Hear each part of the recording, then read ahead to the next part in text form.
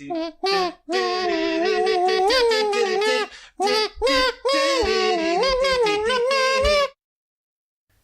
everyone and welcome back to Tokyo 3. Hello! So I'm Nick. I'm John. And this is Nich and Jon is This Evangelion. Is it rolling off the tongue yet? I had to think about it then. I was very conscious of saying this Nich and Genesis or Neon Jon is This. You see, the problem is, it's a really clever joke. We're really clever here. We're very clever I don't think anyone's people. realised how clever we are. But it's quite hard to say. It is really hard, yeah. Nick and Jon, because you have to say it quickly. Nich and Jon is This Nick and Jon is This Evangelion. And there has to be a weird pause there between the Nich and Jon is This and the Evangelion. Yeah, because you can't really vocalise. It's for punctuation, isn't it? Yeah, if you just go Nich and Jon is This Evangelion. Yeah. Because there's a colon, I think. It's like Nick and Jon is this. Is it? Is it? Is it? But is it really? Is it? Is it? But it is actually. It is actually. It is actually Evangelion. That's the one thing we can be. It's probably the only thing we can be sure about. That it is Evangelion. It is Evangelion. So, hello. Episode 2. Yeah, this is episode 2 of our Neon Genesis Evangelion rewatch podcast. Yeah. The show which everyone was crying out for. Yeah, everyone. Yeah. And now a void has been filled in the world. So, I guess last episode was pretty long. Yeah. Because we had a lot of groundwork. Had to set it all up. Yeah, we had a lot of... Built the foundations. Yeah, had to, lay a bit of concrete. Bit of story concrete. Put a few metaphor pillars up. Oh, yeah, damn. Oh, it's rich. Damn straight. Just keep putting. But having covered most of that groundwork, I guess now we just dive into the next episode. Yeah, episode 2. Unfamiliar Ceiling / The Beast. I like a show that isn't afraid to have a stupid episode title. Or a show that isn't afraid to have 2 titles. Which is Yeah. a common anime thing I've discovered. Anime doesn't know when to stop titling, I think. Why there isn't, there's Neon Genesis, Evangelion, then there should be Hyperdimensional DX Volume 2, Chain of Tears, or something. I wonder if, Western storytelling is finally catching up, because there are 2 games coming out, and one is called, was it Detroit Become Human? Yes. And Horizon... No. Is it, Horizon New Dawn? Yeah. Or Zero Dawn, Yeah, that's it. Yeah. and there's no punctuation. No, and this is the first game in both of these series, so it's not like it's the sequel. Yeah, I love the original Horizon game. Yeah, Horizon 1. With a silent This one. is the prequel. Next one, Too Many Dawns. Many Dawns. Keeps on dawning. Never stop dawning. But, so Unfamiliar Ceilings... Just ceiling. Unfamiliar Ceiling, although it is said twice in the episode. It is. / Das Beast. Das Beast. Das Beast. Without further ado, how does the episode open, Nick? The episode opens pretty much exactly where episode 1 leaves off. Yeah, mid battle. Yeah, essentially just a second half of the same. Yeah, Shinji's in the cockpit. Stakes are high. Music's going. Oh my god, he's gonna fight this preposterous angel thing. Yeah, because where we left him last time, it's Shinji is piloting Eva Unit 1, and he's just been kind of launched up to the city. And he's standing in the Eva, in a long city street, facing the angel, who is probably about a mile away from him. The third angel, Sakiel. Yes. Sakiel. Satchel? Satchel? Satchel. Satchel. Satchel. Over-the-shoulder satchel. Satchel. It'll be satchel. It's man purse. Yes. Man purse. That's probably what they were going for. Okay, so battle is joined in dramatic fashion, and or less than dramatic fashion.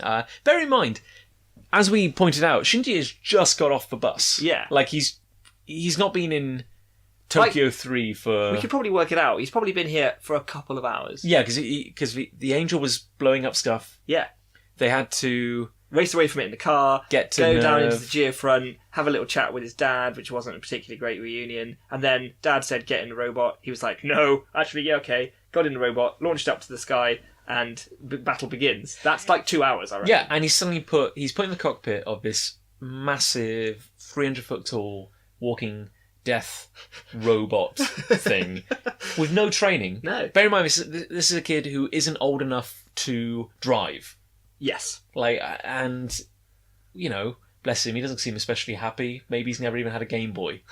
Like, for all we know, he's never played any kind of competitive game. Yeah, maybe he hasn't played Evangelion on the Sega Saturn. He probably hasn't played that. Was that a thing? There was, yeah. Was there really? Yeah, it was, yeah. What form did the gameplay take? I haven't played it. I've just seen footage of it played. But you're a pilot in the Ava, and you have to like. I think the whole thing is kind of framed as like it's a simulation, like you're training. Yeah, because it's not a series that really lends itself to happy punch ups. No, so there's lots of like. There's a lot going on the screen, if I remember rightly from the videos. Yeah. It's like this crazy HUD, like loads of crosshairs and just like life meters and scales and just it's so messy. Is it like, congratulations, you maxed out your ennui bar? Depression combo. Your sync ratio's gone through the roof, but your self-respect. Oh, damn it. There's none of that. Yeah.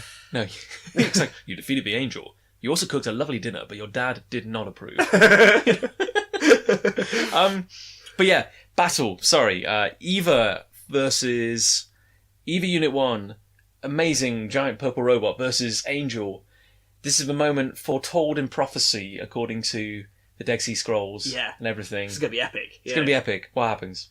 Well, Ritsuko tells him to focus on walking. Yeah, walking. So, she says it in a kind of like genteel, motherly way. It's like, hey, Shinji, don't Shinji. worry. Yeah, don't worry about Shinji. She doesn't say Shinji. Old big S, you know? The S-Dog. Big chap. Big chap. Hey, Shinji, don't sweat it here. Don't sweat it, big boy. It's going to be alright. Yeah.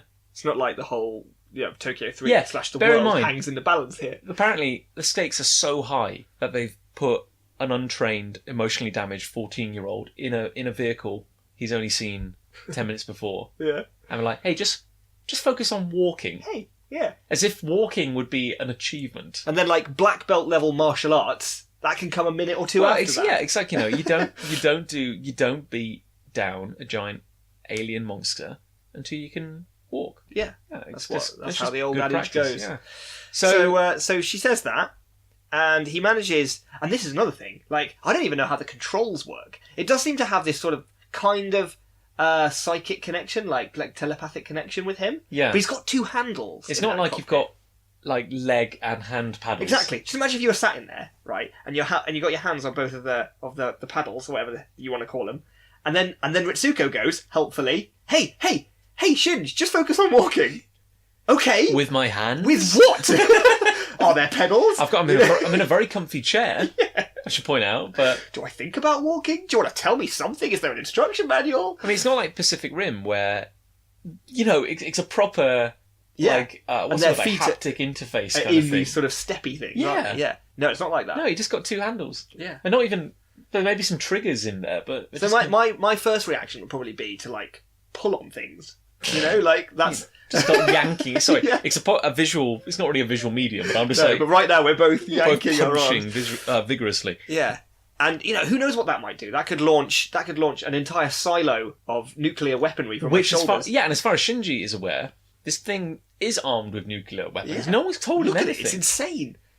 But what actually happens is he falls flat on his face. He falls over.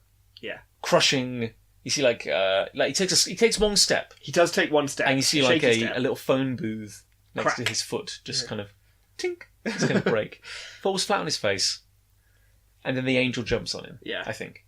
Yeah, the angel takes advantage, picks him up by the head, grabs his arm, breaks that arm. It's his left arm. Yeah, just the Ava's left snaps arm. Right.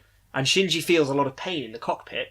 But the people back at Nerve, again, really, really helpful and comforting, just say, hey, Shinji, it's not your arm, it's not your real arm, don't worry about it. Yeah. There was no... I feel like... It's like you've walked into the middle of a show. Yeah. Like from Shinji's perspective, and like, whoa, okay, I appreciate it's not my real arm, but let's just back this up a minute. Feels like it is. It's possible that I might make this mistake. yeah. You're putting me in a situation where I might confuse the breaking of a giant robotic arm with my own. I'm just saying. Let's backpedal. It's so true. We can't underestimate the trauma.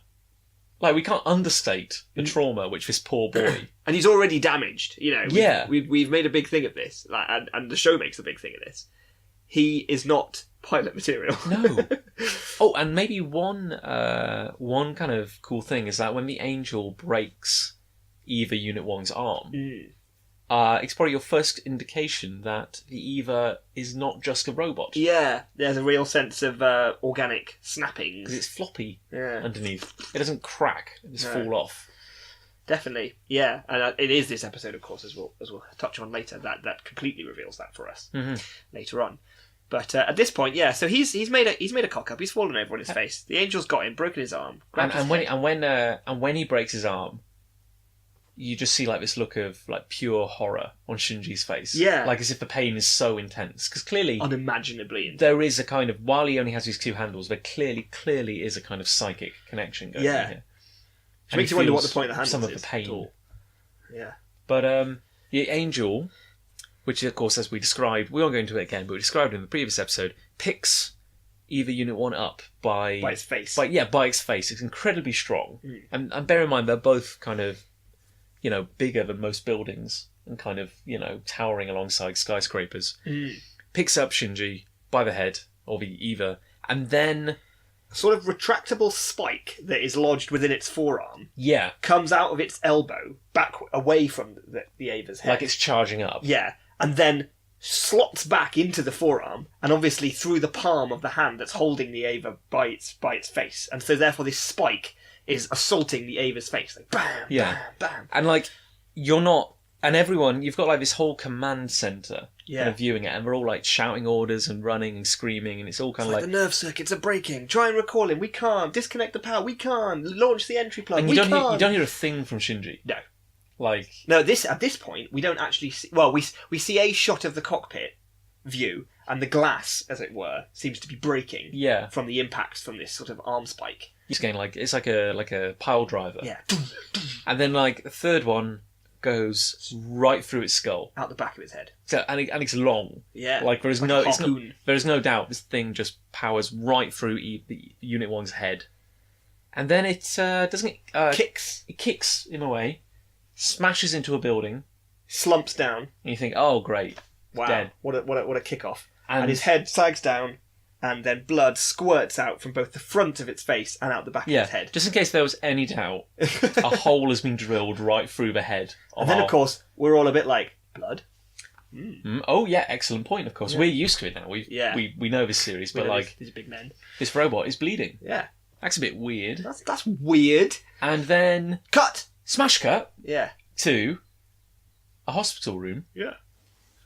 And the gentle sound of cicadas in the background, chirping away. Which I now always associate with Evangelion, by the way. If ever I hear cicadas in anything else, because we don't tend to hear them here in the UK. It's not really a UK thing. But in a show or something, my mind takes me to, like, Tokyo 3 and Nerve. Like, cicadas for me are an Evangelion thing. They're not wildlife. They're not they're not a world thing. They're an Evangelion thing. But this kind of idyllic hospital room. Well, not idyllic, but like the sun is shining. Yeah, very bare. Yeah, there's like a bluish tinge to everything. And Shinji wakes up in bed. Yeah. And he's alright. And he says the words, unfamiliar ceiling. What does he say, Nick? Unfamiliar ceiling. / The beast. He doesn't say that, no. Doesn't conveniently spell out the title of this episode for us. But Shinji is alive, and tellingly, he doesn't have a giant hole in his head. No. And then we get a rather strange... Well, it's not that strange, actually. But it is strange at this point. If you imagine that you didn't know... Because, of course, that battle ends, what seems like midway through the battle. So now we see a montage of Nerve employees doing cleanup. And it's daytime... And the city seems to be a bit damaged, and you see them like shipping a huge Ava helmet, the Ava 01's helmet around, and there's like with helicopters. Yeah, and helicopters are carrying a massive rifle wrapped up in sort of bandaging through the sky, and you see these huge shell casings like a sort of ammo belt, like going the size up of like the size of a transit van. Yes, yeah. And everyone's just sort of chatting about what happened, and you're sort of made to feel as though, was that it? Yeah, like did Shinji not succeed, but that was okay? Like the angel went away or something? Yeah, it's a pretty jarring, like just straight out. Yeah. And of course also we see... So we cut from like kind of Shinji in hospital just staring at things, being a bit kind of morose, to Misato and Ritsuko. I'm eventually going to remember more than just what they look like. Kind of supervising the cleanup. And also a sinister meeting room. Yes, we see a sinister meeting room with Shinji's dad, Gendo Ikari, at the head of a table, and everyone's sort of illuminated in their own sort of primary colour. Yeah, and apart from that, the rest of the room is just a black void. Yeah, you can tell they're at a table, but that's pretty much it. And they're talking very mysteriously about everything. Yeah, like they're saying these people appear to be Gendo's superiors. Like, we're told nothing about them. No. But you can infer... Like a board of governors. Apparently they're in charge, and they're saying, like, we're not happy with the way you're doing things. This is a bit reckless. Nerves cost us a lot of money. You've spent, like the crazy amounts of money we're spending on this, because we have to repair Unit 1. Yeah. They also say something to the effect of, we need to repair Unit 0. Yeah. We're like, what's that? What's going on there? Yeah. And they basically say, yeah, and also, you gave the keys to your son. So what's this all about? What's up with that? Yeah. And he was like, hasn't your family cost us enough? What does that mean? Yeah, what does that mean? Who knows?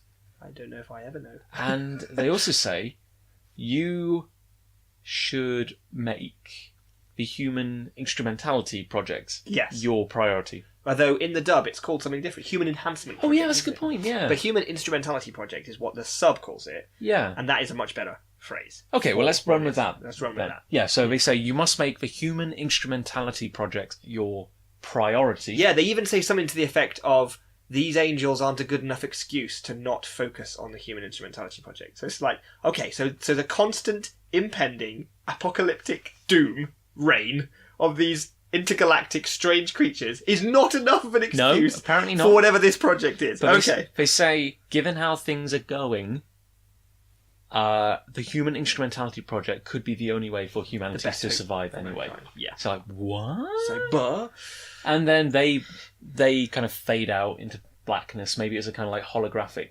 display or something. Or virtual meeting or something. And then, then Gendo, I can't remember exactly what he says, but he's left alone. He just goes like, yeah, whatevs. Yeah. And you can tell he's like, he doesn't respect their authority. So hello again, everyone. We apologise for an ever so slight break in the entertainment. We had some technical difficulties. We're now continuing slightly warily, keeping an eye on the recording equipment. Computers. But I think we're back on. I think we are. I think we're okay. So anyway, barring the small bit we may have lost due to the computer crashing, where were we? So Genji met with Gendo, not Genji. I've been playing too much Overwatch.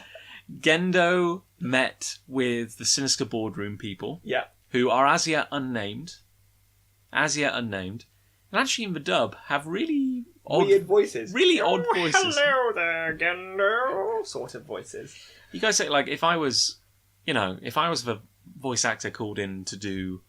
Mysterious Man at Table, you got to work...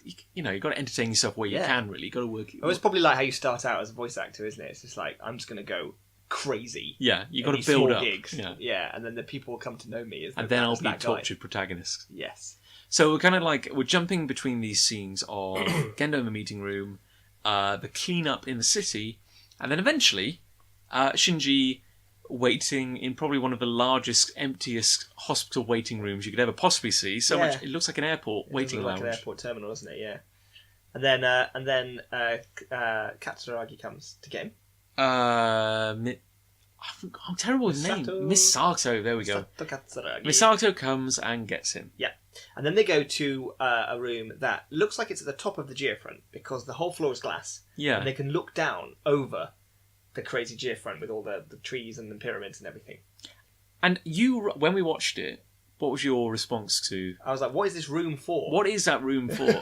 Because it's a big room. It's huge. And it's really like, it's a stunning shot. It's like really amazing. These people are stood on this sort of glass-tiled floor. And just below them is this sweeping vista. It's an impossible situation to be in unless you're on some sort of flying battleship in the world. Yeah. But instead we know we're underground here, which is And also, like, it's not even like, oh, hey, we're relatively high up. It's like, no, we're very high up. Yeah. Under this massive underground... If that glass broke, they would fall to their deaths. Oh, yeah, you'd probably fall miles. Yes. Yeah, a couple of miles at least. I got to say, like, having a little diversion, but I lived in Canada for a bit. I lived in Toronto for a bit. And in the first couple of days of being in Toronto, we went up the CN Tower. which has a glass floor, and it's terrifying. Like, it's utterly terrifying. I'm amazed they're all just standing there like, oh, it's fine. But like every, because I've been at a place with a glass floor. I can't remember what it was. It was up some monument. Yeah, up your monument. And they're always little patches of glass, aren't they? It's not. Was it a large glass floor where you were? It's not everywhere, but it was big enough. It was like a kind of, it's circular up at the top, so it was like a part of the ring was. But in this, to leave that room that they're chatting to someone in would take about a minute's walk across the room. It's like the size of a gymnasium. You don't really get to the middle of that room unless you're okay with heights. Yeah, and apparently both Shinji and Misato are. Like, I can imagine like Misato and miscellaneous admin guy they're talking to are fine. They work there. He's just forced to work in this sky-high office in a constant state of like sweating vertigo. I didn't realize quite how much of a healthy respect I had for hikes until I stood on that glass floor and my feet were sweating. Like, that's... People talk about sweaty palms, but no, I could feel it in my feet. That's how scared. Maybe that admin guy did something to Gendo Ikari, and his punishment was to go work in the glass sky room. You get the sky room with no furniture. Yeah, there's nothing in there. You don't even get a desk. No, that's not even a filing cabinet. Like, just out of shot is just all of his paperwork all over the glass. Just flat. Like, what do I do? Do? You don't do anything in the sky room, you jackass. Yeah. And, the whole point of that glorious scenery is just to have a completely pointless, well, not pointless, but completely uneventful scene where they basically just say, oh yeah, Shinji... He's going to live on his own. Yeah, we got him a house. It's all good. Yeah. And then Misato's like, what? He's going to live on his own?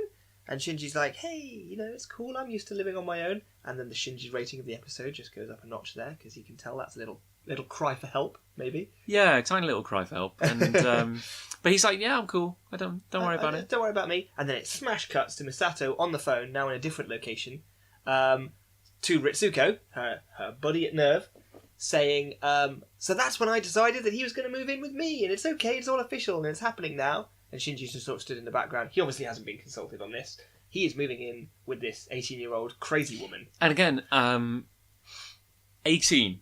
Is she 18? You know what? Let's just look it up. I'm going to look it up. But I'm pretty sure I've researched this before. Because she's got to be, at oldest, she's in her 20s. Yeah. But, like, if she's 18, she's a major, isn't she? Major... She gets promoted, doesn't she, in at the some show? point, yeah. But she's in charge of Nerve's, I guess, military operations. Yeah, at least they're functional. Pardon us, listener. We're just doing a bit of research on the fly here. What is it going? She is a captain, and then later a major. Okay, so captain. She gets promoted. Okay, that's pretty high ranking anyway. Let's see if I can find anything about her age. Doopy-doo. Hey, fill the gap, John. Maybe sing for a bit. I could. Or dance. Dance. In this purely... Whoa, those moves. Audio. Goodness me. If you could see this. I can't find her age. Okay. Oh, here we go. Oh, okay. Oh. I don't know where I got my previous research from. It's saying she's 29. Okay, well, that makes sense. That does make more sense, doesn't it? Does it make it worse that she flirts with him so much? Yes, yeah, it does. much worse, yeah. Makes it so much worse. Okay, but at least we know... To be fair, she doesn't look 29 either. Like, I don't think she looked 18. 29? I think 29 is kind of plausible.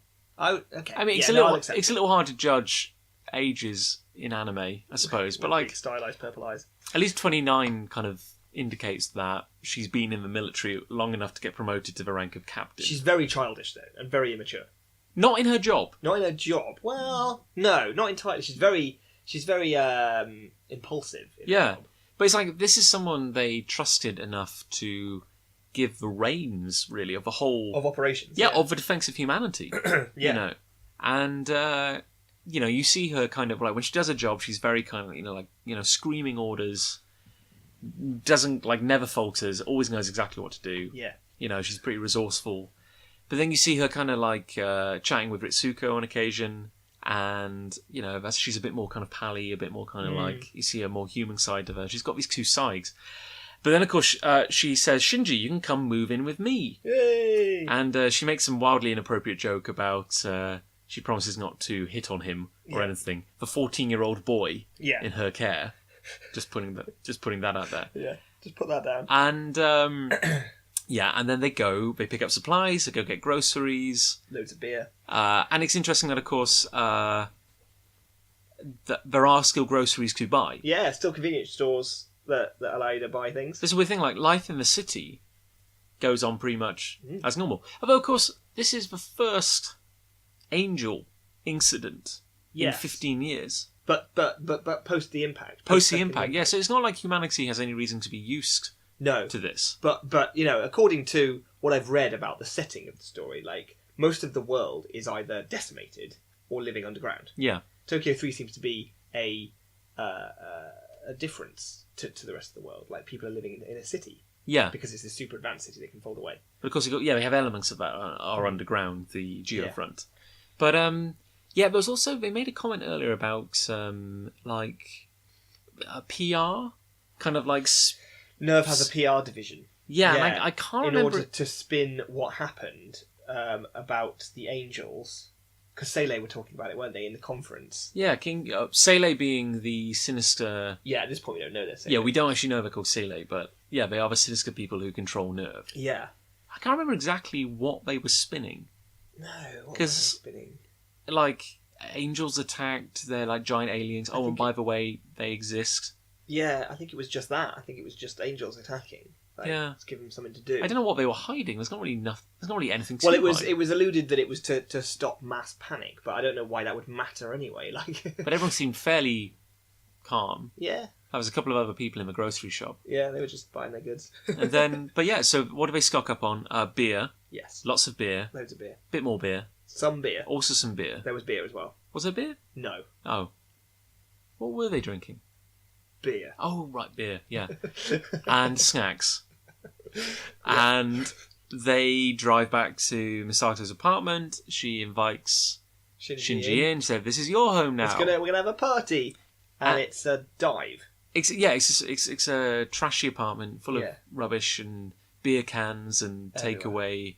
If Pringles existed, there'd be Pringle tubes everywhere. That kind of thing. Yeah, and there's lots of ramen pots, isn't there? And Raymond. Who's Raymond? There? Everybody loves ramen. He just stands in the corner. Have to add boiling water to him then. And talking. She keeps a poor man called Raymond in the apartment, pours boiling water on him every now and then. It's just her way. Just don't ask. And she's like, make yourself at home. I'm going to get changed. We're going to have dinner, and then she starts drinking. Yeah. There's the emotional, social, physical abuse that this kid goes through. Yeah, because she has a conversation with him, doesn't she? And she's sort of saying, and he's just going, yes, very meek, isn't he, in the conversation? Yeah. And then she just grabs him by the head, and she's like, "Why are you so pathetic? Just saying yes and yes." And she's knocking back the beers at this point. Yeah. She kind of cares for him. Be a man, Shinji. But it's you just think what? Where is the responsible adult in any of this? This kid, he's adrift. He's in a city he's never been in before. We don't know where he was before. No. We've just put him behind the wheels of a terrifying death engine. Robot. He's been injured, presumably. He's been in hospital. Now let's just release him into the care of this borderline drunk lady who keeps making oddly inappropriate sexual advances towards him and, bludgeoning him and drinking and shouting at him. You would take this kid into care. Yeah. Yeah, I mean, yes, definitely. But I guess it's an improvement from where he was before. I don't know. Where was he before? Nobody knows. Don't know. Nobody knows. But anyway, so she says, "Hey, you should totally have a bath because that'll make you feel better." Yeah. Can we also point out that this is a massive tonal shift from what we'd started the episode with? Yeah. It was weird. Kind of. I wanted to get a bit of that domestic comedy home life in there, which is weird considering that the sort of mission statement of this show is bleak, apocalyptic end of humanity, and they you know what this needs? It needs a bit of light. Does it though? Does it? Does it though? It's like I find this a lot with anime. It has whatever it's about, whatever the core plot is. It has everything in it. You're absolutely right. We've talked about this before. Yeah, you have we have an anime about a giant robot, Yeah. but we have to have romance, comedy, drama, Fan school service. setting. Yeah, like weird slapstick. Yeah. Like the Sort of- tone is Like comedy, because of course, as in a minute we'll talk about the moment where Shinji is naked because he opens the Spoilers. shower room. Yeah. And there's a little beer can just blocking out. well, yeah. where his Well, little willy would be. we might as well say that there. It's Yeah. it's a joke which the Simpsons did in the Simpsons movie. Yeah. It's basically like Shinji goes for a bath, in those kind of the Japanese style bathrooms, which are just ubiquitous in anime, Yeah. like everywhere. Yeah. Like he goes and has a bath, opens the sliding door, and there's a penguin. Yes.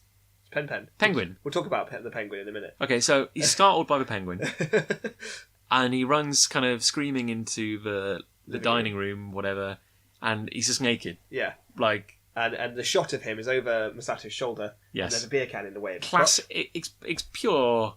And Like, she goes to drink from the beer can, and there's an even smaller container behind the beer can, still blocking out his little peen, that says toothpicks on it. it's like something out of a Carry-On movie. It absolutely is. And yet we have just been watching the highest stakes, end of the world, bizarre angel versus giant robot battle. Yeah. What's happening? Why are we here? What? Yeah. Oh, my life. It's really bizarre. Mm. And then he gets embarrassed when he finally realizes he's naked, and Misato's like, "Oh, don't worry about the penguin. He's a pet. Yeah. He lives here." This is my pen. He's a warm water penguin.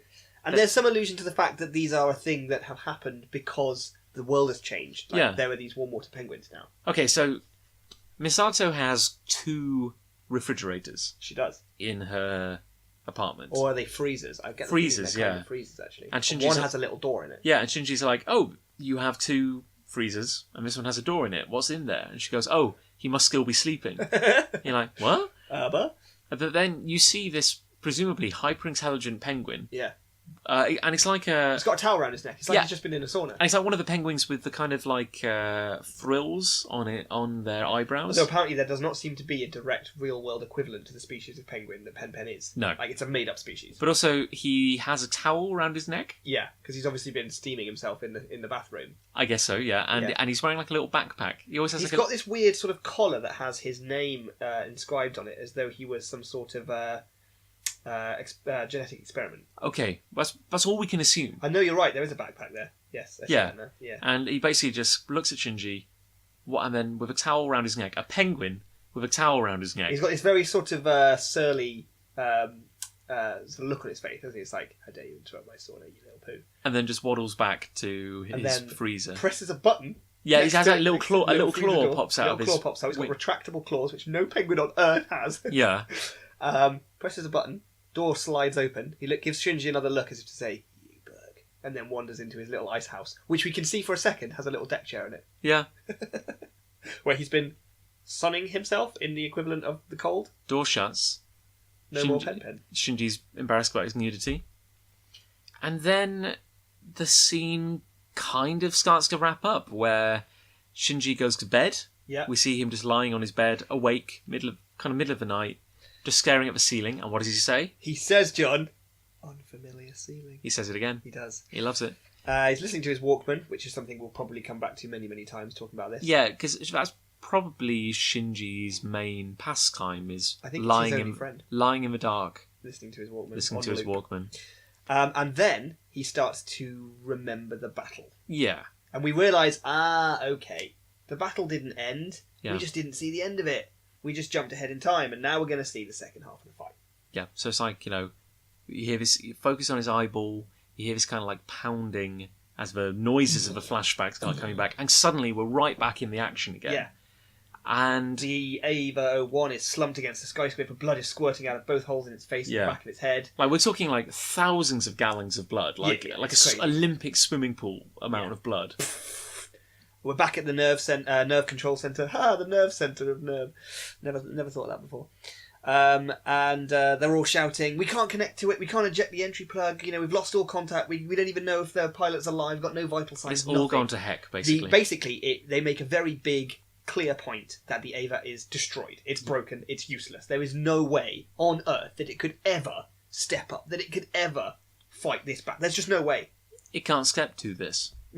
Basically. Basically. Is what you're saying, Yeah. And then... one of its eyes, the only remaining eye that it has, suddenly brightly glows white. And it looks up. And its mouth opens. Yes. What we thought was like a kind of, I don't know, just part of the helmet design or something. Now like. sort of cracks open as though it isn't intended to be open. And it roars at the top of its voice. Yeah, and it's got these big kind of red teeth on And them. everyone in the control centre is now like, this is impossible, this can't happen. You know, it was shut down, all the connections were broken. And they go like, it's Berserker. Dun, dun, dun. And then it gets up. It gets up. And it runs. Yeah, and it's an odd-looking thing anyway. Yeah. And it suddenly tips over from being like really weird robot to being like, what the hell is this? And it runs in a really weird way because it's sort of like it bends at the waist and leans forwards. Yeah. To the point that it's so far, or its weight is so far forward that it should fall over. But it's sprinting so fast and its arms are like dangling by its sides that it's got this crazy animal-like gait as it sprints down the street. Animal's towards probably the word. Yeah. And it goes and it goes to like... It leaps, doesn't it, onto the it does. forward flip. And of course, at this point, it's not been explained yet, but you see, the Eva does have a massive power cable, Long umbilical cable behind, sticking out its and back. it leaps into the air it's fighting on a city street as tall as the buildings on either side. Does a great big somersault, lands on the angel, on its chest. and starts kind of like, doesn't it grab it or start like punching it or something Yeah, like that? it sort of grabs its... What does it do first? I think it sort of grabs its ribs, doesn't it? What? And no, I think it... That comes later. I mean, Yeah, does it kick it first? well, I mean, certainly at one point it goes to grab Its arms. Yeah, I mean, like, Breaks both of I its guess the arms. specifics aren't, but it goes to grab the angel, but the angel throws up a shield. Yes. Yeah, a great big force field suddenly appears in front of it, which Yeah. is referred to as an AT field, Yes. which I'm not sure if it's ever said in the series, but in the kind of like material, yeah, the canon, it stands for absolute terror field, Yeah. which is meant to be, although I think it's later explained out, or if it isn't explained, anyway, in the canon of the series, I'm tripping over my words here, the absolute terror field is basically what separates One person from another. one person from another. It's why we have a sense of Individuality. you and I. Yeah. Yeah. If we all came from a greater, larger, godhead-like being, the only way that could have split into individual beings is if there were essentially walls that were brought up between individual, almost cells, I suppose, Yeah. of this creature. And those cell walls are the AT field. Because it's suggested that like Keeps my consciousness clear from yours. every living being has an AT field. Yeah. But the angels, for some reason, are able to almost weaponize it. Amplify it. So it becomes a physical force field. And that's why the Avas are so important, because they can do the same. And so like the EVA Unit 1 is trying to smash into the angel. And the field... As the field comes up, So it lifts up its hand, because the EVA... has still got a broken arm. Yeah, Unit 1 has a broken arm, and it holds it up, and it heals itself. Yeah, with sort of yellow light. Yeah, like the arm just regenerates. And then it kind of pushes its hands into the field, this great big yellow force field. It starts to rip it open. And yeah, like it's tearing a hole in a great big sheet of canvas Like or something. film or something. Yeah, yeah, like cling film. Yeah, And it's Ritsuko says something where she says the Ava's AT field is neutralizing the Angel's AT field. So she says something like the waves are neutralizing the phase space. Yeah. And it suggests that like the Angel's AT field and the Ava's AT field are now synchronized in wavelength and as such neutralize each other. Yeah. Or something. Which of course physically manifests as EVA Unit 1, just tearing this thing apart. Like a big old Christmas present. Rips it apart, and then doesn't the angel like hit it with like this massive particle beam? Yes, it does. And there's a huge explosion which seems to push the Ava back a little bit, Yeah. but not much. Yeah, and like you see this kind of blast from above, and like it's colossal particle cannon, like this white energy just fills this street and then erupts down two side streets. Yeah, to form a cross. Forms a massive crucifix. Unit 1 is fine. Yeah, Unit 1 sprints back towards the Angel. Grabs the arms, doesn't it? Yeah. Because Both of its arms. Yeah, it grabs. to. Yeah, I don't know quite how it manages it. It's quite a good move. Yeah. But it grabs both the angel's forearms With one hand. and then kind of like twists them in half. Breaking both of them. Yeah, just like snaps This them. weird blue blood sort of squirts out. And then while it's holding on to like these cracked arms, it kicks the angel, Yeah. essentially ripping its forearms off, Yeah, kicks it right in the chest. and it goes flying backwards. Yes. And at one point, doesn't it also? And again, it's pretty brutal. Yeah. I think that's probably the take-home message here. But like at one point, you see like doesn't Unit 1 like smash into, Like rugby tackles it. and then they hit a building. Yeah. And from a distance, you see this building just go like sliding. Sliding parallel along, leaving Yeah. this cloud of dust behind it. Yeah. As if like the building were a solid block that could Yeah. just be moved and like it wouldn't just crumble. And and then the angel is pretty much on its last legs. It's on its back, and the Ava is leaning over. It's broken its ribs open, and it's punching away at its red exposed Yeah. orb in its chest. Because the Sachiel, the angel, had like, as we mentioned in the last episode, had like a Weird exposed rib cage, and this the N2 engine, S2 S2 or N2, one of those. It was the N2 mines, weren't they? They were the weapons, and the Maybe S2 it's the engine, S2. the Space Squared engine, which is like a red kind of marble, giant red Yes, orb. S2 organ. There you go, the S2 organ, which is what gives the angels all their energy Yeah. and their amazing kind of healing abilities. And then apparently if you want to truly kill an angel, you have to destroy That. the S2 organ. And so brutally, it's like two cavemen fighting with sticks. It's horrible.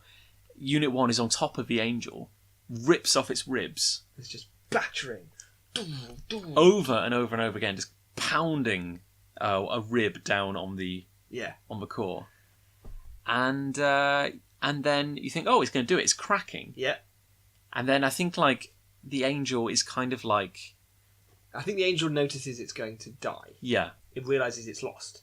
And so its last resort, is to kind of liquefy. yeah, and wrap itself around the torso of Ava 01. Yeah, so it kind of like turns to goo and then forms this great big black sphere Yeah. around the And unit then we 1. get a shot from inside, and we see its S2 organ start to glow very bright white and shake.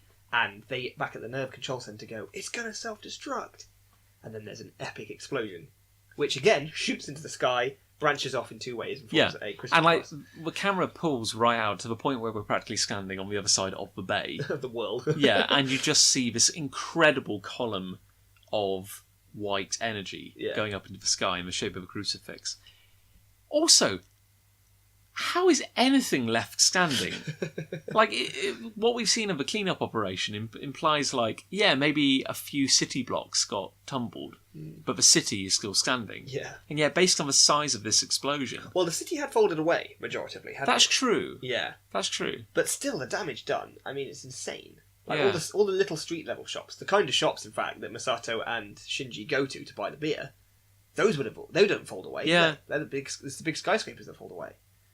So, Okay.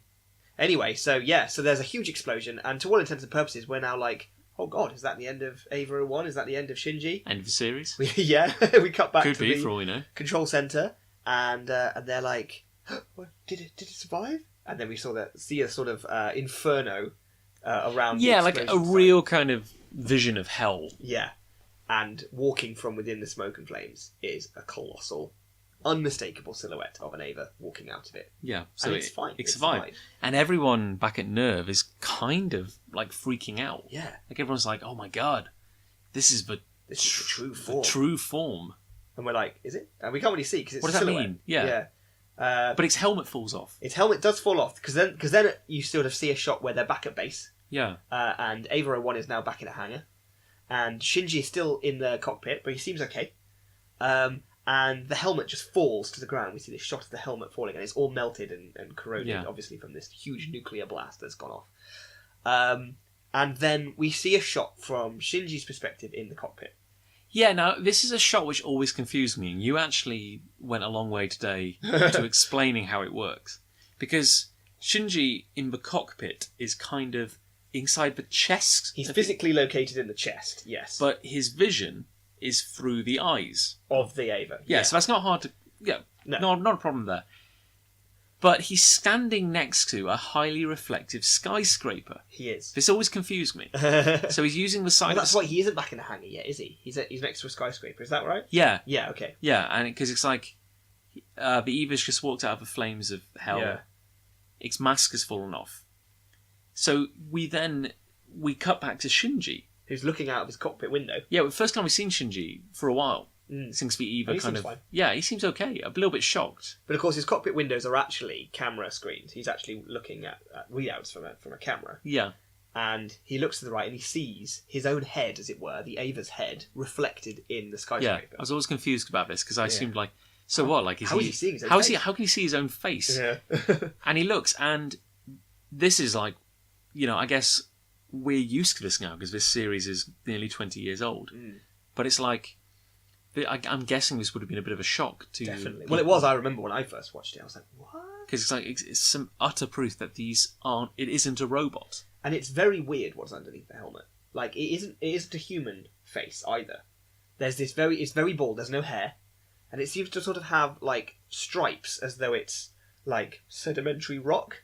It's got, like, layers to it. It doesn't have much in the way of facial features either. It has, like, what could be described as a lower jaw. Which seems to still be left over from, like, that seems to be metal, that seems to be Yeah. attached on. But the brown sort of stripy skin underneath seems to be its true skin.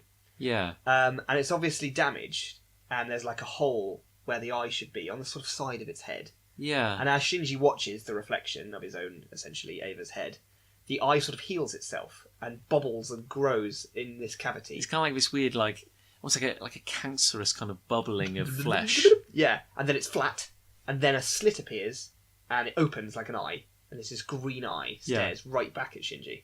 Because really, it's staring at its reflection, but Yeah. of course it's kind of looking at Shinji. Yeah. So, and it is kind of like, you're inside this horrible biological weapon thing. Yeah. It's not a robot. But what's interesting to think is that it's already healing itself.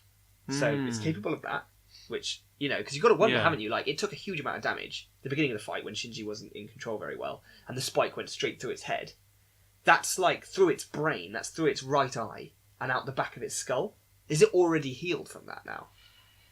Yeah, because It heals its own arm in the battle as well. and you're like, we're not entirely sure what the capabilities of the Eva are, but also, like, you get the impression that Nerve aren't entirely sure either. Like, they've created something they don't entirely understand. It's almost like they've just bolted stuff onto something that they got, Yeah. like, and they've just about made it work. But who knows when it could go berserk, and get completely out of their control. And also, this is the first time they've ever tested or used this thing at all. Yeah, true.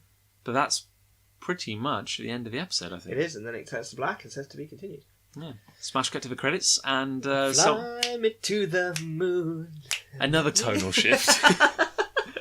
Well, look, now we've talked about what happened in the episode. Yeah. This is when we would normally talk about the angel. Yeah. But of course, it's the same angel as the last episode. Same angel, which it doesn't often happen. No.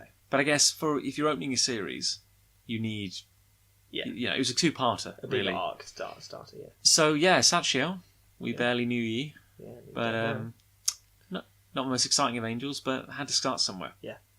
Okay, so this is now where we talk about the impact. The impact of the episode. So, Nick, what did you think of this episode? I liked this episode. I mean, I love the show. Yeah. So, we're coming from a perspective of liking it. But I think it was kind of weird. Yeah. Because it's concluding the big battle, and obviously the first episode, like, we actually genuinely thought was quite good. Yeah. In terms of, like, setting everything up and creating this world of mystery and everything, and then episode 1 ends with the beginning of this huge battle, and oh my god, it's going to go into battle, and then this episode begins with that, but then almost immediately cuts away. And as we talk about extensively, the tonal shifts in this are so weird that I remember when I first watched this as a kid, all I wanted was that epic battle payoff. You want the resolution. I was like, this is going to be so cool, big robots battling stuff. And I didn't get that. Instead, I got this weird kid being treated very weirdly by his superiors, moving into a house, seeing a tiny penguin, being surprised naked, and then I was really worried that I wasn't even going to see the end of that battle. I remember that's how I felt. And then suddenly the end of the battle does come at the end of the episode, and it is pretty cool. But the one big thing that I took away from it is that it wasn't because of Shinji's skill that they win. And that always frustrated me a little bit. Later on, it is partly due to how good he is at piloting the Evangelion, and to some extent, some other people that we meet down the line as well. But in this one, it felt very much like, in order to win that battle, it had to take over. Yeah. And it went berserk. And I guess they were building, like, a greater story about the mystery and the enigma that surrounds the Avas themselves. And maybe, this early on, you wouldn't get that. You'd feel a little bit cheated by the fact that Shinji wasn't the amazing hero who steps up and fights in impossible scenarios, like maybe you hoped he was. And of course, that thought will get more and more dashed against the rocks the more you watch it, because Shinji is not the hero of this story. He's not a hero at all. He tries his best, but yeah. So it's weird, and what's weird about it though sets a lot up for how the rest of the show behaves, in my opinion. So little bit of a dip here, I think, for me. Yeah, it's a tough one, isn't it? Because, of course, we're coming at this from a perspective of knowing the series and knowing what's coming. Yeah. Like, I'm trying to treat it like it's the first time. Because, of course, like if this was only the second episode you'd ever seen, maybe you'd seen the 2 episodes back to back. Yeah, maybe. Would you want to keep watching? Yes, I would want to keep watching, definitely. Because I would be really intrigued, with the eye appearing at the end and the fact that the Ava seemed to be biological and that... And I do care about Shinji. Yeah. I Yeah. No, you do. You do. Yeah. It's kind of intriguing. You do relate to him. Because that is a little bit like, I think, what I'd be like, particularly at that age, if I was shoved into that scenario. I wasn't a strong kid. I wasn't a cocky... I didn't do sports. No. So when Misato takes the mick out of him for being, like, weak and meek and submissive... That's what I was like. Yeah. So in a way, I can relate to that. It certainly, as we touched on in the last episode, it dashes any ideas you might have that this would be an ultimately heroic endeavour. Because it's actually terrifying and baffling and bizarre. I think the optimal word is weird. Now, and I love weird things. I really do. I love them to bits. I think if something is weird, it's often used dismissively. Oh yeah. Someone goes like, people go like, oh, that's weird. I don't want to watch anymore. Yeah, I know. But actually, weird kind of means unusual. Yeah. Like not the norm. And I love that kind of stuff. Like I like the strange, unsettling things. It's amazing. This episode is weird, and I mean that in all possible definitions of the word, because you have kind of like the amazing weirdness which defines this series, and we love. The mystery, the enigma, the bizarre qualities of the story. The Evas look like nothing else. The Angel looks like nothing else. It's got blood. It's actually like this horrible biological... that's really intriguing, and it makes you want to know more. But watching it again, as we said, it is amazing how much, I don't know, let's be charitable and call it nonsense, you have to put up with in this show. It's such an institution now that everyone looks back at it and goes like, oh, but that's Evangelion. But it's like, I don't know, I just like, you look at it and think, was there much of an editorial process on this? I get a feeling that maybe not. Because if you had to fit in both an awesome mech battle and some domestic stuff, if you absolutely had to at gunpoint, I think they did the best possible job they could. Yeah, I agree. Because I think if you'd concluded the fight... Then the episode would have ended very, it would have been a real anticlimax. Yeah. The first 10 minutes would have been an awesome fight, and then the rest would have been quite boring. Yeah. Of Shinji just... And there isn't enough time to set up the next battle, so therefore, where are you? Yeah. So I think kind of bookending it was quite nice. Yeah. The question is, that hypothetical scenario is where you're being forced to do that. Yeah. No one forced them to do this. This is the thing I find so baffling, and maybe it's like a different storytelling convention between Western and Japanese audiences, but it's like it strikes me as so odd to go from here is this world was setting up, and now here's a load of crazy slapstick and weird comedy and plinky plonky soundtrack, and it's such a weird juxtaposition, and it kind of works because it's Evangelion, because it's anime and because it's Evangelion, but but the thing is it's that so bizarre. That's the funny thing about watching anime, isn't it? We've talked about this before, is that sometimes to really enjoy and to get anime, you have to just sort of accept that certain it does things. You have to accept these things, but then when we're talking about something as critically as we are now, it's like, well, do we have to just accept these things? Because I don't think so. I think we can talk about them. It doesn't take away from my love of this show. No, and it doesn't take away from my love of anime in general. Good anime, obviously. But it is worth touching on the fact that even some of the greatest animes that I've ever seen, I have to just put up with some stuff. There's a lot of crap. Yeah. This is the thing I find so bizarre. I love this series. We wouldn't be doing this show if we didn't love it. No, of course not. But watching this episode, I was amazed at how much stuff made me cringe. Yeah. There is, and you've mentioned this, it's a shot which they actually recycle. Yeah. Many, many, many times. And in fact, we should count it. We should start counting. Yeah, This is the first time ever. I know it's coming. I knew it was coming when we watched this episode. I'm oh god, it's the moment. I was actually kind of dreading it, as you said you were as well. And it's Misato slamming back a beer. Yeah. So, but it's done in such a hyper exaggerated way. Downs and then a bit, she swings the beer in front of the camera. slams her face like almost down into the camera. Ooh, that's good, or something like that. And it lingers a lot longer than I think is necessary. Yeah. To the point where, because of the way the animation works, you're just left with this weird kind of vacant look on her face. Yeah. And we were joking about it, how like the English dubbing team must have just been like crying out loud. What have we got? How do we fill 10 seconds? What are we going to do with this? I think I've seen different definitions and like different translations, and sometimes she's going like, "Yeah, this is the life," and sometimes she goes like, "Yeah, that hits the spot." That hits the spot. Yeah. And it's just like tonally. It's so odd. Tonally, it's all over the place. And then to get that multiple times down the line, which I know is partly down to the fact that anime has to, save money here and there. And obviously, you can always see it in anime as well. It's something I've started to notice when you watch more and more of it. When you have an episode that is very, very talking heads, you know there's going to be an amazing battle at the end. Because all the money has been saved in that episode for all the complex animation of the battle animation at the end. So everything else, they still have to fill the same amount of time as every other episode. Everything else has to be very, very pared back. And some animes get it right where they sort of like balance everything really, really well. But Evangelion, being an earlier anime, I think, and maybe struggling a little bit with budget and moving that budget around from episode to episode, this was a very domestic, very static most of the episode. But then bookended by these incredibly dynamic fight scenes, which looked amazing. Because it's interesting, because I think like Evangelion is kind of known for its lingering camera work, which is very effective in sometimes, but it's also, as you rightly said, a money-saving device. You can buy a couple of seconds here, without any movement on the screen at all. Like, I know there's later episodes where two characters scanned an elevator in silence for about a minute. And the amount of times that Evangelion will make an effort to not show us the mouth of a character when they're talking. So we'll hear them talking, but they're facing away from us. Or they're a silhouette or something. Yeah. And it's clearly because, again, that saves money and time. But it's only because that money goes into these incredible like designs and fight scenes, which is worth it. I don't mind having these PowerPoint slide style conversations if I get that amazing like animation payoff later on. It's almost like there's a finite amount of animation per episode. It's a resource. Yeah. And they spread it thinner in the talky scenes. And they just lather it all over the combat, and it's awesome. I'm fine with that. Yeah, and the fight scene is amazing. Oh yeah, the fight scene is really good, and it's quite unlike any other kind of mech fight scene. As you said, very, very brutal. That's the word to take away, isn't it? But it's just, I don't know. It's so.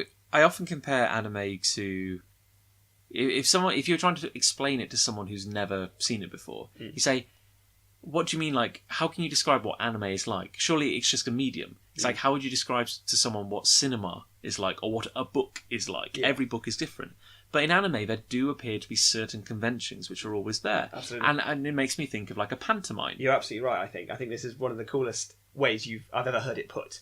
Like, it is like a pantomime. Because how would you describe pantomime to someone outside the UK? Yeah, it's a way of telling stories, but there's always certain things that appear. You always have to have crowd interaction. You always have the lead boy is always played by a girl. Yeah. The comedic older woman is always played by a man. Yeah. The oh no you didn't, oh yes he did, he's behind you. All these sorts of things. And yet no matter what the story is, and no matter how like dark the original story matter might actually be, it's always lightened and used all of these conventions in. Yeah. Like that's how it always plays. Because Evangelion is a passion project. Yeah. And it's like we're juxtaposing a boy's depression and alienation against a battle for the survival of humanity. Like, it's big themes. But then in the middle of it, you've got all this weird, hey, like, here's a lady in hot pants knocking back a beer, and, like, the music's all plinky-plonky, and now Shinji's naked, and there's a penguin walking around. It's so jarring. Like, it's really unusual, and I'm just like, why did we need the slice of life? I mean, I certainly think that there was a call for something other than robot fights in that episode, because we've got to get to know the characters, we've got to see what the world is like. You need a bit of human drama, I suppose. And as you say, like, bookending the fight was the perfect way to tell an episode where you needed something else to happen in the middle. But they weren't forced into it being, no one forced their arm into it being this weird, jarring tonal shift with a strange 29-year-old woman who is treating a 14-year-old boy in very strange ways. And there was just no need for that weird shift, was there? It was just But as you say, we accept a lot because it's anime, and we accept a lot because it's Evangelion. Yeah. Like, looking back at it now, it's all part of this mythology which we love about the show. And we say, like, oh, you've got, the robots, but you've also got, like, all this big cast of, like, characters in Shinji's kind of day-to-day life. And you accept a lot of it. It kind of works. It's kind of, overall, it's kind of so weird, and it's such a weird collection of random ideas that they somehow gel together. But just watching it again, it is a little bit kind of like, maybe there's an element of rose-tinted glasses where I think... Oh, yeah, definitely. Yeah. I think there probably is with every anime that we love. Like, I think, obviously, because we gloss over these bits that we don't like, when we remember it 10 years, 20 years down the line, we remember all the cool bits. We remember the mythology, we remember the Avas, we remember the battles, we remember the stakes. But we don't remember the weird stuff. No. And as you say, not the good weird, but the weird.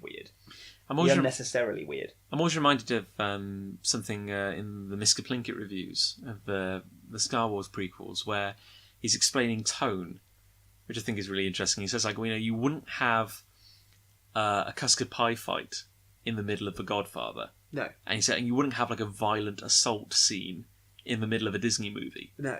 It's you've got to think about where it's kind of placed and what it means to the bigger whole. Absolutely. Yeah, and I think some of the best stories are able to fuse epic, high-stakes storytelling with comedy. And I think when you do that, you reach a higher level of storytelling, because comedy is a really good way to get the reader to invest in and like a character, I think. Probably one of the best ways, because you're literally first-handedly affecting the reader with what you're doing. You're making them happier. You're genuinely making them happier, making them laugh. So if that character is then in danger, after having just made you laugh, as long as you do it right, you really care about what happens to that character. And sometimes it's a very human thing. Like, if it's a tense situation or someone nearly dies, and then someone cracks a joke, and you're like, oh yeah, well, I'd probably be nervous as hell in that situation. I'd probably crack a stupid joke. And you grow to love the characters even more because of that. And so that balance between comedy and drama is immensely, I think, like, it's a super skill. It's an incredible skill. But this isn't trying to do that, I don't think. To the point where it literally, because you see Shinji driving to the place, it is as kind of like jarring as, that was one scene, now we're going to physically transport you to this other scene. Else. And the tone and the setting and everything, the music. Yeah. There's this little theme which is, I guess you could call it like Masato's theme or something, because it's repeated over and over again. House theme. Yeah, like playing house. Ooh, like cheerful. And it's weird. And then, of course, it ends not only with, like, big fight scene, but also Shinji just staring morosely at the ceiling. Yes. Arguably with the onset of post-traumatic stress disorder. Gone through something that no one should ever have to go through in their life. And this is only the beginning. Yeah. That's episode 2. Hey kids. That's a wrap. I think, like, when I think back of Evangelion, I think, like, watching it again is going to be very interesting, because even, it's been remade so many times as well, and I think it gets refined and refined and refined. But, like... or does it? Or does it? Well, I guess we'll find out. But I always feel... you got to get through the first few episodes. Yeah, well, that's probably the case for practically everything. Yeah. Like, the amount of times that someone has said, oh, you should totally watch this new show, but, give it a few episodes because it starts pretty slow. It's like, every comedy that I love is like that. Every big show that I watched is like that. This is no different in that respect. So I'll allow that. I don't judge. I don't stop watching a show until I'm beyond, like, 4 episodes. I'll give it a good 4 or 5 episode chance. And, and there's enough good... 2 episodes in to make you want to stick with it. Absolutely fine. Just there's some weird stuff, and it's a little hard watching some bits. But hey, in some places, they get better. So should we rate it? Should we rate it? Yeah. So okay, impact out of 10. So we gave the first episode 7. Pretty high. Yeah, that is pretty high, but it did open pretty strong. I think I have a number. I think I do as well. I'm going to say it 5. I was going to say 5. 5. Yeah. Okay. Yeah. So that makes averaging easier. Absolutely. Because the way I thought about 5 is that it was by no means a bad episode. No.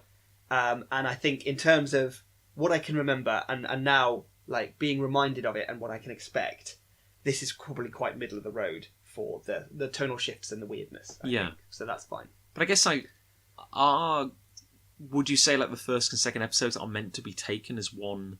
You could argue that they are. In which case they average out at like 6. It is a 6 overall. So I mean, yeah, it's a strongish start. Yeah. I think definitely part 1 is better than part 2. Yes. Part 2 obviously picks up what's left over, but kind of, I don't know, just is it loses marks because of some of the weirder elements which are thrown in. The things it does right, it does really well. Yeah. And arguably there'd be nothing like it before.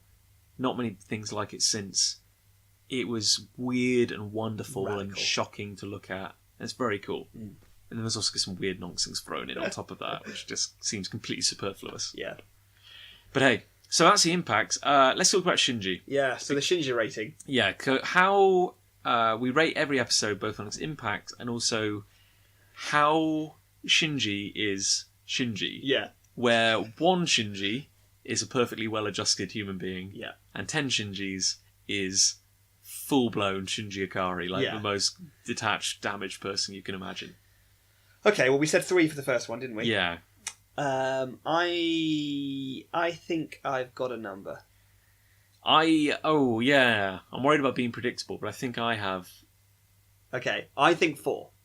Yeah, I'd take the easy route and say 4. I was going to say 5, but you got to think long term. And that's the big thing. You've got to think long term, and not only that, but 1 step on the Shinji scale is a huge step when you think about the effect it is on a human person. Because if 1 is a well-adjusted human being, and 10 is how bad Shinji gets, just 1 step on that is a depressive mental breakdown. It's pretty bad. So just going up 1 sounds like not that much, but actually for Shinji and for what he's gone through, it's huge, and we need to save space for what happens. Because he's also, like, in this episode, he's put through an immensely traumatic experience. Because in the first episode, he very bravely said, like, I'll do it. Yeah. Yeah, he was emotionally blackmailed into it, but he was like, yeah, I will do it. I will pilot this thing. Yeah. It's brave.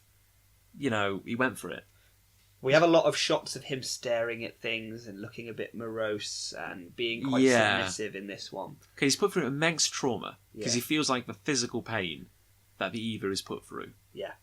Then he blacks out, we think. Yeah. When he's in hospital for a bit. And, and he has a brief encounter with his dad. Yes, do you remember? Does. Just as the elevator doors open and close. We're waiting for an elevator. Doors open. It's his dad. They just stare at each other. For like 30 seconds. And then the door's shut and his dad continues on his way. Yeah. Like... Great moment. It's pretty crushing. Yeah. But, I mean, he moves in with Masato. He does. And she's drunk and abusive, but at the same time, she does kind of give him a nicer home. Yeah. And he seems kind of appreciative of it. He does. He has moments of makes a joke about her having a messy apartment. He seems kind of like a normal boy at some point. Yeah, like he's doing maybe a polite, quiet boy, but he's doing okay. But then, of course, it ends with him staring at a ceiling, and you get the impression that when no one's around, he just stares and thinks about nothing. At things, poor guy. I mean, I'd probably say like he is selectively or like deliberately or not is blocking a lot of the trauma out. Like he's definitely not healthy. I hope things look up for him. Oh, I'm sure it'll all get better. I'm sure it should be quite a happy resolution. That's episode 2. Yeah.